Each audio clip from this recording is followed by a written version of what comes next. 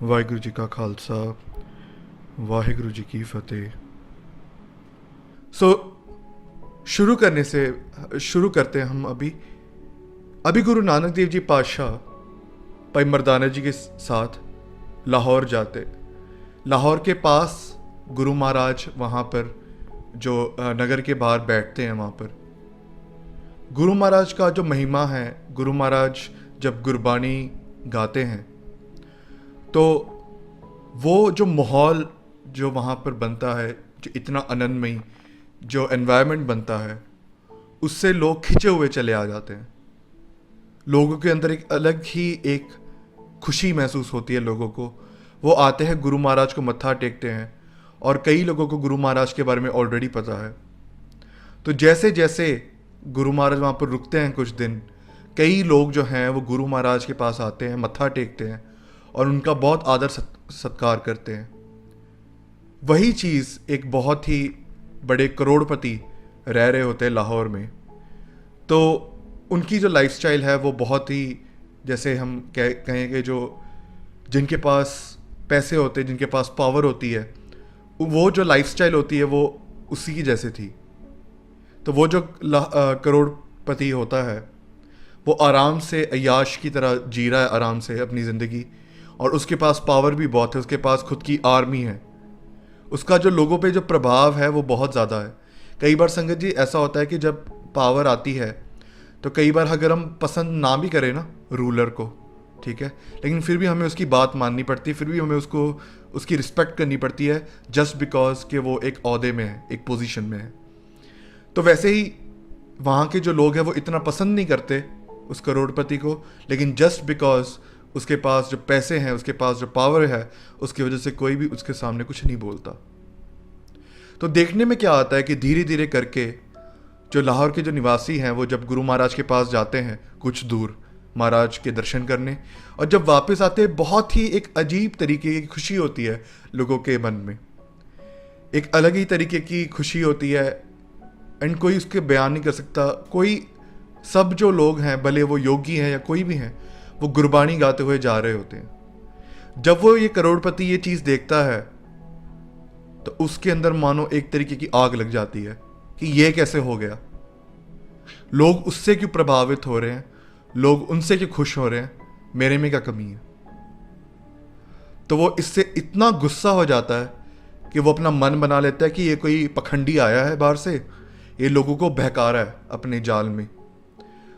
मुझे इसके ये जो प्रचार है ना, इस पर थंब लगाना पड़ेगा, इसको रोकना पड़ेगा, ताकि अपने जो कूड़ प्रचार है वो आगे ना पहुंचाए।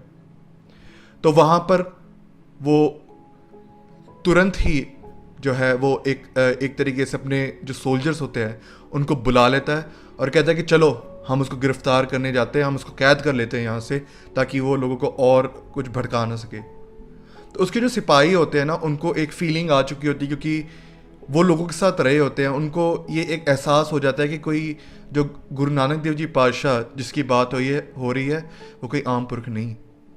लेकिन फिर भी उनके कहने पे वो तैयार हो जाते हैं। पहले दिन जैसे ही वो जो करोड़पति है अपने घोड़े पे चढ़ने वाला होता है, अपने सिपाहियों के साथ जाने वाला होता है गुरु महाराज को गिरफ्तार करने के लिए, जैसे ही वो बैठने की कोशिश करता है घोड़े पे, वो घोड़ा उछल जाता है, और जैसे ही वो उछलता है वैसे ही वो गिर जाता है करोड़पति ज़मीन पे, और उसकी जो पगड़ी है वो उसके सिर से उतर जाती है। तो वहाँ के जो सिपाही हैं उनको एक और इंडिकेशन मिल जाता है कि कोई आम पुरख नहीं। लेकिन वो जो करोड़पति है वो रुकता नहीं, वो कहता है कि चलो आज तो अपशगुन हो गया कि मेरी पगड़ी उतर गई, may be this is not the right time, ये अच्छा दिन नहीं है मेरे लिए। वो रुक जाता है, फिर रात गुजरती है, अगले दिन वापस वो सवार होता है घोड़े पे वो अपने सिपाहियों को इकट्ठा करते हुए गुरु नानक देव जी महाराज की तरफ जा रहा है। रास्ते में क्या हो गया, रास्ते में एक ऐसी घटना वापरी कि वो जो करोड़पति था उसकी आंखों की रोशनी चली गई, वो अंधा हो गया। अभी उसको कुछ दिखाई नहीं दे रहा। संगत जी, हम देखें कि जो बचपन से ही जिनकी एक बीमारी होती है जिसकी वजह से वो देख नहीं पाते, जिनकी बचपन से ही आंखों की रोशनी नहीं होती, उनको फिर भी थोड़ी बहुत प्रैक्टिस हो जाती है कि जब वो ज़िंदगी में विचरते हैं और वो जीना सीख लेते हैं उस चीज़ से, आँखों की रोशनी के बिना भी जीना सीख लेते हैं। लेकिन संगत जी, हमारे जैसे जो लोग हैं जो अभी देख सकते हैं, अचानक ही हमारी आंखों से रोशनी चली जाए तो हम कैसे एक तरीके से बौखला जाएंगे एक तरीके से। तो वैसे ही हो रहा है, वो घोड़े के ऊपर सवार है, उसको दिखना बंद हो गया है, वो बेचैन हो गया अभी।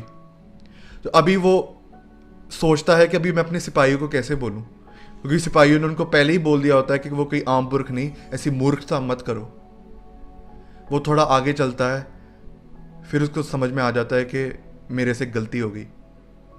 तो वो क्या करता है, वो अपने सिपाही को बता देता है कि मेरी आंखों की रोशनी चली गई है, मुझे अपने किए का पछतावा है, आप कृपा करो मुझे माफ़ी दिलवा दो उनसे। तो वहाँ पर वो जो सिपाही हैं वो कहते हैं उनको कि वो जो महापुरुष हैं, आप उनको मत्था टेकोगे, आप माफ़ी मांगोगे, फिर ही माफ़ी दी जाएगी। तो वहाँ पर जो सोल्जर्स हैं उनके कहने पे वो अपने घोड़े से उतरता है, सपोर्ट लेता है अपने सोल्जर्स का, ज़मीन पे लड़खड़ा रहा है, वो कहीं दाएं जाता है कभी बाएं जाता है, वो गिरता जा रहा है, लेकिन ऐसे ही रगड़ते रगड़ते वो नीचे गिर के बार खड़े होके फिर गिर के वो गुरु नानक देव जी पातशाह की ओर चला जाता है। जैसे ही वो गुरु नानक देव जी पातशाह की ओर जाता है, वहाँ पर वो मत्था टेकता है गुरु महाराज को। जैसे ही ऊपर देखता है वो, तो उसकी आंखों की रोशनी नहीं होती। वो बेनती करता है गुरु महाराज को कि महाराज मुझे अपने किए का पछतावा है, मेरे अंदर ये एक ईर्खा की भावना आ गई थी मेरे अंदर, जिसकी वजह से मैंने ये कदम उठाया, आप कृपा करो मेरे पे, कृपा करो, आप तो महान पुरख हो, आप मुझे माफ़ी दे दो। तो गुरु महाराज उनको कहते हैं कि आप आंखें बंद करो और आंखें वापस खोलो। जैसे ही वो आंखें बंद करके वापस खोलते हैं तो वो जो करोड़पति की जो आंखों की रोशनी है वो वापस आ जाती है। तो वहाँ पर जो करोड़पति है वो बहुत खुश होते हैं कि उनकी आंखों की रोशनी बहुत वापस आ गई। उनके मन का जो अहंकार है, उनके मन में जो ईर्खा होती है वो टूट जाती है, और वो श्रद्धा जो भावना होती है अंदर, एक प्यार और भरोसे वाली जो फीलिंग होती है वो अंदर आ जाती है करोड़पति के। और वो गुरु महाराज को मत्था टेके कहते हैं कि मुझे आपको एक ऑफरिंग देनी है, आपको एक भेंटा देनी है। तो वहाँ पर गुरु महाराज उनको पूछते हैं, और वहाँ पर वो जो करोड़पति है वो बहुत बड़ी जो ज़मीन है वो गुरु महाराज को पेट कर देते हैं कि आप यहाँ पर धर्मसाल बनवाओ, क्योंकि उन्होंने देखा होता अपनी आंखों से कि कैसे जो बहुत बड़ी संख्या में लोग वहाँ जाते हैं और अपने जीवन का उद्धार करते हैं। वो कहते हैं कि आप यहीं पर धर्मसाल बनवाओ जहाँ पर लोग दूर दूर से आए, नाम जपें और पार लगें। तो वहाँ पर गुरु महाराज कहते हैं कि ये शुभ काम में देरी नहीं करनी। तो वहाँ पर वो एक्सेप्ट कर लेते हैं वो जो पेटा होती है। वहाँ पर जो करोड़पति होती है वो कहते हैं कि ये जो सिटी है उसका नाम हम आपके नाम पे रखते हैं। लेकिन गुरु महाराज कहते हैं कि नहीं, ये जो अभी जो सिटी बनेगी यहाँ पर वो मेरे नाम पे नहीं बनेगी, ये वो करतार के नाम पे बनेगी। तो वो यही वो धरती है संगत जी, श्री करतारपुर साहिब। वहाँ पर वो पावन पवित्र धरती बसाई जाती है। आपने सुना होगा न्यूज़ में कई बार कि करतारपुर कॉरिडोर खुल गया है, एंड आपको बहुत बारी ये सुनने में आया होगा। यहाँ की जो संगत है वो नॉर्मली जो दूरबीन से बॉर्डर्स पे देखती थी पहले, लेकिन जब से कॉरिडोर खुला है तो तब से एक मौका मिला है सिख श्रद्धालुओं को कि वो वहाँ पर जाके करतारपुर साहिब के दर्शन कर सकते हैं। ऐसे कई सारे संगत जी ऐतिहासिक गुरुद्वारे हैं जो भारत और पाकिस्तान के बंटवारे के बाद जो है मेजॉरिटी ऑफ हिस्ट्री जो है हमारी वो लैंदे पंजाब में चली गई थी, पाकिस्तान में चली गई थी। तो उसकी वजह से जो है संगतों में आज भी एक वो चाहत रहती है कि वो उन ऐतिहासिक स्थानों के दर्शन कर पाएँ। तो वहाँ पर जब गुरु महाराज ने श्री करतारपुर साहिब की जो स्थापना की वहाँ पर, तो वहाँ पर गुरु महाराज ने कहा कि यहाँ पर लंगर 2400 घंटे चलेगा। कभी भी किसी भी समय कोई भी व्यक्ति आता है तो उसको लंगर ज़रूर छकाना है। एंड संगत जी यही वो प्रथा है कि वो जो आज तक चली आ रही है। आप दरबार साहिब जाओ अमृतसर में, श्री अमृतसर साहिब में, आपको पता चलेगा वहाँ पर आप भले रात के 2 बजे चले जाओ, भले आप सुबह 8 बजे चले जाओ, दोपहर के 2 बजे चले जाओ, शाम के 6 बजे चले जाओ, आपको लंगर वहाँ मिलेगा ही मिलेगा। वहाँ पर आपको सेवा करते हुए लोग दिखेंगे ही दिखेंगे।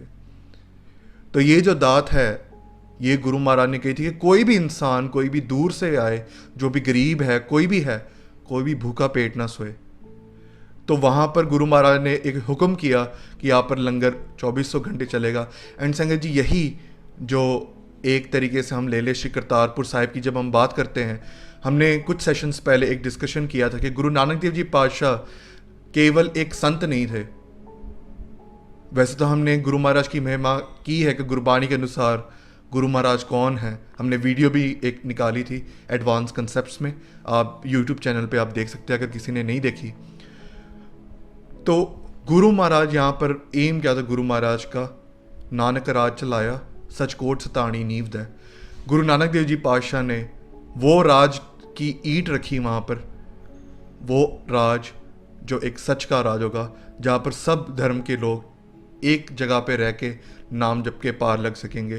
तो उसका जो एक पहला स्टेप था ऑफिशियल तौर पे, वो गुरु नानक देव जी पातशाह ने श्री करतारपुर साहिब के रूप में रखा। वैसे हमने पिछले सेशंस में देखा था कि गुरु महाराज कई जगह पे जाते थे, वहाँ पर जो एक गुरसिख होता था उनको ब्रह्म ज्ञान की अवस्था प्राप्त होती थी गुरु महाराज की कृपा द्वारा। फिर उनको एक हेड नियुक्त कर दिया जाता था कि ये एरिया जो है वो आपको नियुक्त किया जा रहा है।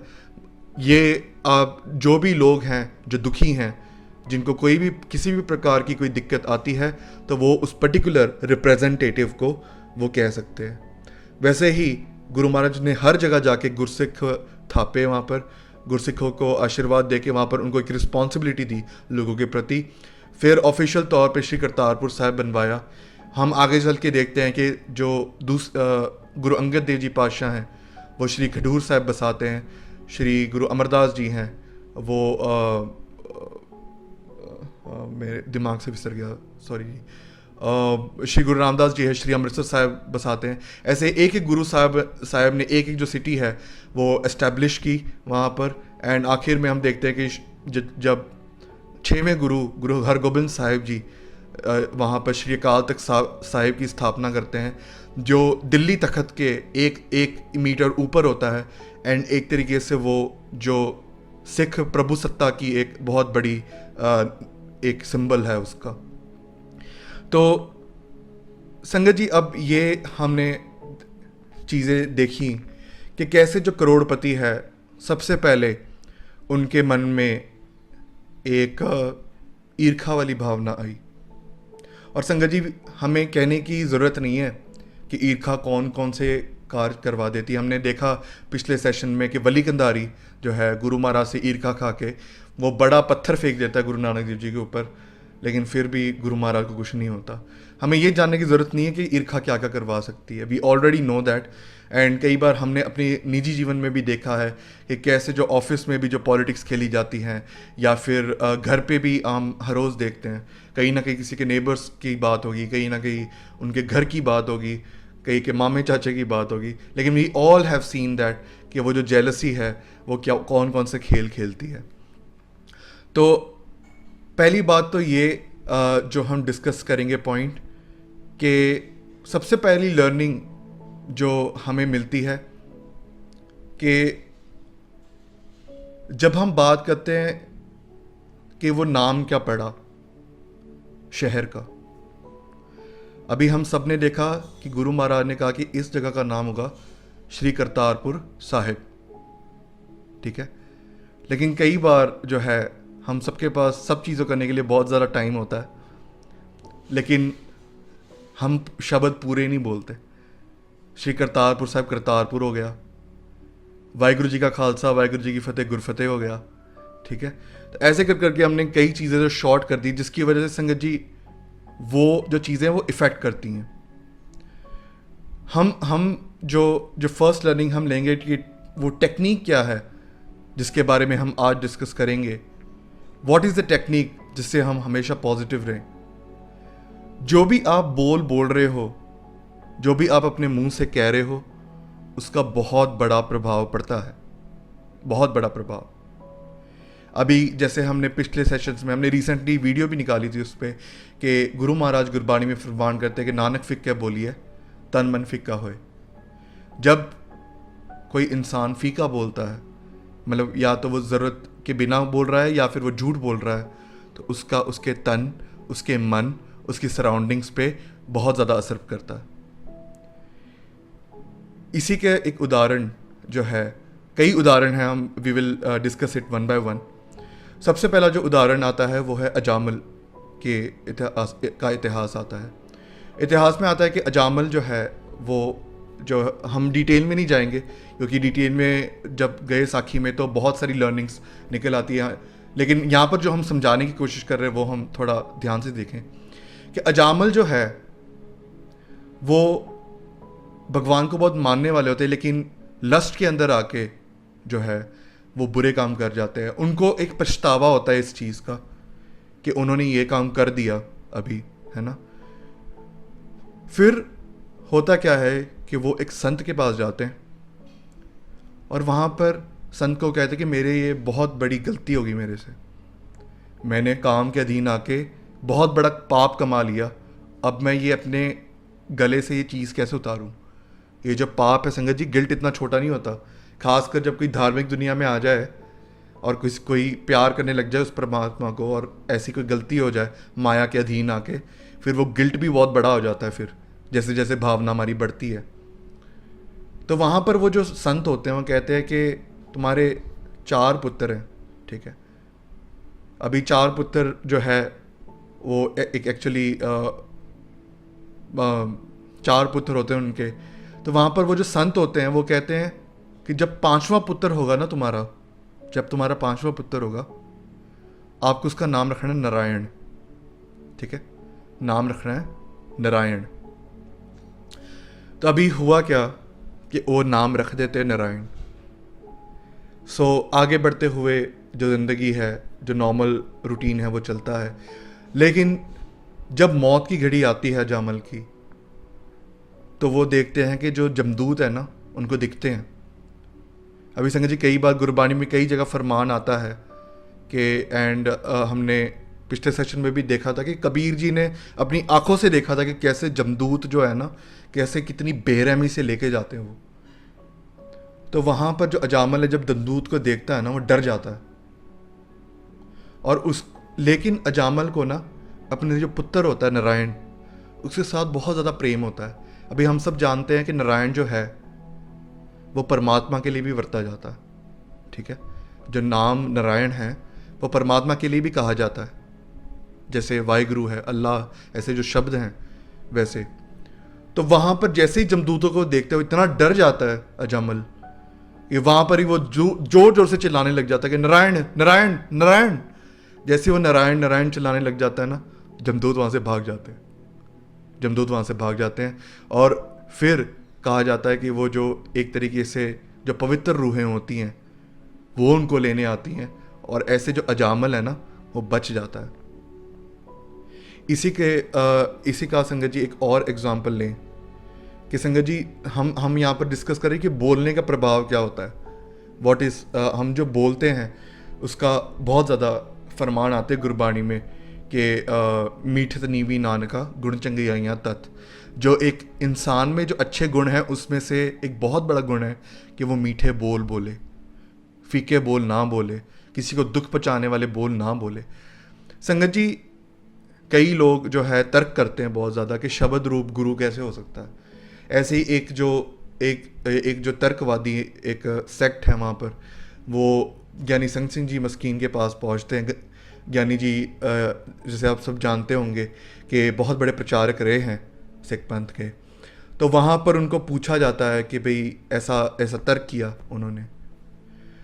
ज्ञानी जी ने बताया कि जो शब्द हैं, भले हम संसारिक शब्द की बात करें या हम जो गुरु महाराज का जो शब्द रूप है उसकी बात करें, ज्ञानी जी बताते हैं कि ये जो पूरी दुनिया है वो शब्दों पे चल रही है, ठीक है।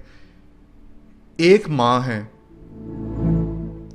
वो अपने पुत्र से, अभी हम बात करिए पुराने ज़माने की बात कर रहे हैं जब टीवीज़ और वो सब नहीं होते थे। एक माँ है जो एक पति के साथ रहती है, अपने पति के साथ। उसका जो बच्चा है वो बाहर रहता है कहीं, एंड हम सबको पता है वो चीज़ कि पुराने ज़माने में जो वे मोड ऑफ कम्युनिकेशन था वो था खत लिख के कम्युनिकेट करना। वो जो माँ है उसको एक खत आता है, वो जैसी वो खत खोलती है, जो पहले शब्द होते हैं वो ये है कि आपका जो पुत्र है उसकी मृत्यु हो गई। है शब्द ही, उन्होंने आंखों से तो देखा नहीं अपने, लेकिन जैसे ही वो खत पढ़ती है ना, उनके पैरों के नीचे से जमीन खिसक जाती है। पूरा जो घर है वो उजाड़ा हुआ दिखाई देता है। इतने डिप्रेशन हो जाता है, उनकी आंखों के आगे से जो दुनिया है वो एक तरीके से ब्लैंक आउट हो जाता है, कुछ नहीं दिखाई देता। इतना सदमा आ जाता है अंदर। वो खत नीचे गिर जाता है, वो बैठ जाती है सदमे में कि मेरा पुत्र नहीं रहा। जो पिताजी होते हैं बेटे के, वो वापस खत देखते हैं, उनको भी फिर जो जितनी उम्मीदें थी उनको अपनी ज़िंदगी से, वो सब उम्मीदें चली गई। लेकिन देखा क्या था उन्होंने? शब्द। दूसरी तरफ एक माँ है जो अपने बेटे की उड़ीक कर रही है, इंतज़ार कर रही है कि वो आएगा हमारे घर। एक खत आता है, वहाँ पर जब माँ वो खत पढ़ती है, जो पहले सेंटेंस है वो ये है कि मैं इस तारीख को आ रहा हूँ घर। भले जितना भी दुख हो घर पे, वो पूरा घर एक तरीके से ऐसा लगेगा जैसे खिलखिला उठा है, पूरा खुशी का माहौल आ जाएगा। एंड वी ऑल नो कि जब हम खुश होते हैं तो हमें सब कुछ बहुत ज़्यादा प्यारा लगता है। तो रीज़न क्या था उस चीज़ का? शब्द। तो वही ज्ञानी जी समझाते हैं कि जो शब्द हैं संसार के तौर पे, संसारिक जो शब्द हैं, वो हमें संसार में कम्युनिकेट करने के लिए जो सबसे मेन माध्यम है, जो गुरबाणी है, वो परमात्मा की तरफ जाने के लिए सबसे मेन माध्यम है। यही शब्द हैं जो हमें संसार के साथ जोड़ते हैं, और वही गुरबाणी के जो शब्द हैं वो परमात्मा के साथ जोड़ते हैं। तो संगत जी, जब भी हम कुछ भी बोल रहे हैं, इसी के लिए बार बार कहा जाता है कि आप गुरबाणी ज़रूर पढ़ा करो, बोल बोल के पढ़ा करो। क्यों? क्योंकि जैसे जैसे चीज़ें आप बोलते हो, आप देखोगे कि आपके अंदर भी वैसी वैसी आपका ऑरा वैसे बनता जाता है। जैसे आप एक जगह पे बैठ के, ऐसे रिकमेंड किया जाता है बहुत बारी कि आप एक जगह पे बैठ के जो है आप वो जो कारपेट है वो बिछाया करो। कारपेट या कुछ भी एक कपड़ा जैसे होता है, उसके ऊपर बैठ के, या एक स्पेसिफिक जगह रखो घर में जहाँ पर आप हर रोज़ उसी टाइम पे बैठ के आप नाम जपो। तो होता क्या है उससे कि जब हम सेम टाइम पे, जब हम बार बार उस पर्टिकुलर जगह पे हम नाम जपते हैं, तो वो जो ऑरा होता है उस जगह का, वो जो वाइब्रेशंस होती है उस जगह की, वो पूरी तरीके से चेंज हो जाती हैं। हमारे अंदर से भी वो चीज़ निकलनी शुरू हो जाती है। वो चीज़ आप देखना, आप एक एक्सपेरिमेंट कर लेना आज कि आप 10 बारी 20 बारी चौपाई साहब का पार्ट इकट्ठे कर लेना। आप देखोगे कि आप जब सो के उठोगे ना, तभी भी आपके अंदर वही चल रहा होगा। होता क्या है एक्चुअली में कि जब आप शब्द पढ़ते हो गुरु महाराज के थ्रू, गुरबाणी आपको एक आईना दिखाती है अंदर। हमारे अंदर है क्या? परमात्मा की ज्योति है ना। तो वो एक आईना दिखाती है, और होता क्या है कि गुरबाणी के थ्रू वो जो शब्द है वो हमें परमात्मा की तरफ ले जाता है। क्योंकि हम जब हम कहते हैं कि निरभव निर्वैर अकाल मूरत अजूनी सहभंग गुरप्रसाद, तो वो जो चीज़ हम वैसे ही निरभव होते जाते हैं अंदर से, वैसे ही निर्वैर होते जाते हैं। धीरे धीरे करके वो गुरबाणी असर करना शुरू कर देती है अंदर। वो शायद हमें अभी ना पता लगे, लेकिन आपको कोई 6 महीने बाद मिलेगा, या फिर आपको 1 साल बाद कोई मिलेगा। उस पर्सन को आपके जो बिहेवियर है उसके चेंज के बारे में वो बता पाएगा कि यार तू तो ऐसा होता था, अब तो ऐसा हो गया है। ठीक है, वो आपको नहीं पता चलता, लेकिन आपके अंदर वो प्रभाव ज़रूर पड़ता है। ये तो हो गई गुरबाणी की बात। अभी जो नॉर्मल बोली है, जो हम नॉर्मली घर में विचर रहे हैं, ठीक है, तो नॉर्मली हम देखते हैं कि कई बार आजकल जैसे एक तरीके से हम कह दें कि एक ऑब्जर्वेशन है कि जब सोशल मीडिया की बात आती है ना, कि तो हमारी जो रिस्पेक्ट है दूसरों के प्रति वो थोड़ी कम हो गई है। हम परहेज़ नहीं रखते कमेंट करने में कि भाई कोई रिस्पेक्ट दे, ऐसे ही धम करके कमेंट जाता है, ठीक है, धम करके ट्वीट जाता है। वी डोंट सी कि सामने वाला जो किस धर्म का है, किस जेंडर का है, क्या प्रभाव पड़ेगा उस पर, नथिंग, ठीक है। तो कई बार तू करके बात करना, ठीक है। तो संगत जी उस चीज़ का बहुत ज़्यादा इफेक्ट पड़ता है। गुरु गोबिंद सिंह जी महाराज की जो 52 हुक्म्स हैं, आप टाइप कर सकते हो गूगल में टू नो दैट। उसमें से सबसे मेन वन ऑफ द हुक्म ये है कि जो सिख है, भले वो सिंह है, भले वो मेल है या फीमेल है, जो भी आप नाम बुला रहे हो आपको पूरा बुलाना है, ठीक है।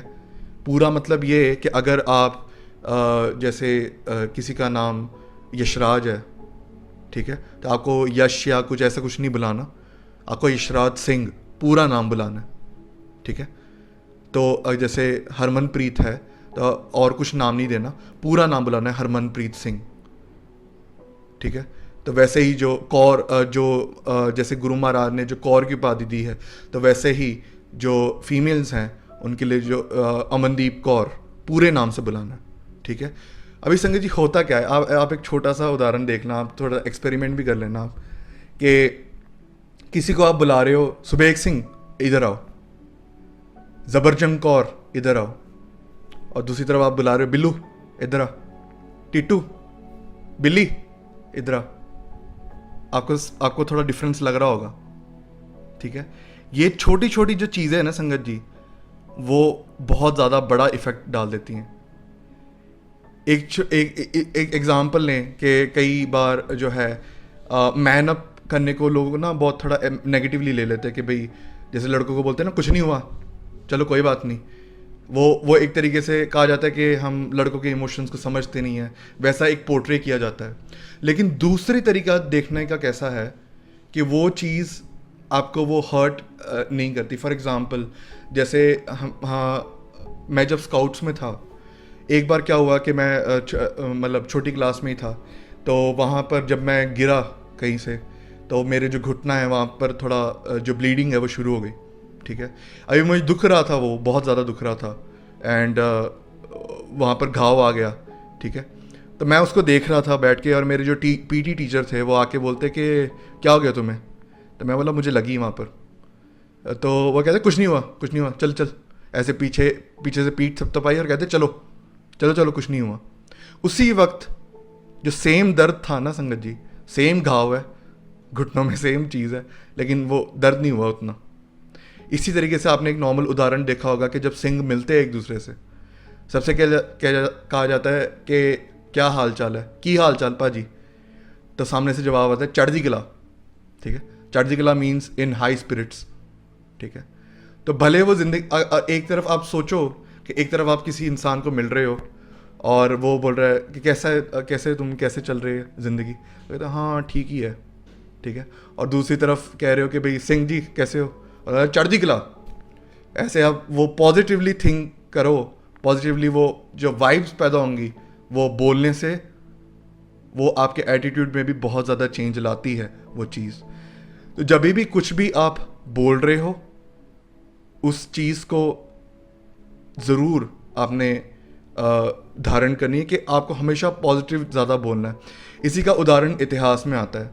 इतिहास में संगत जी एक ऐसा दौर आया था 1700s में, हम सब जिनको सिख इतिहास के बारे में पता है कि उस समय जो सिख थे, उन्होंने जो उस समय की जो सबसे बड़ी ताकत थी, जो मुग़ल सरकार थी और अफ़गान थे, उनके ख़िलाफ़ उन्होंने टाकरा लिया था, क्योंकि वो जुल्म करते थे और जो सिंह हैं वो टाकरा लेते थे।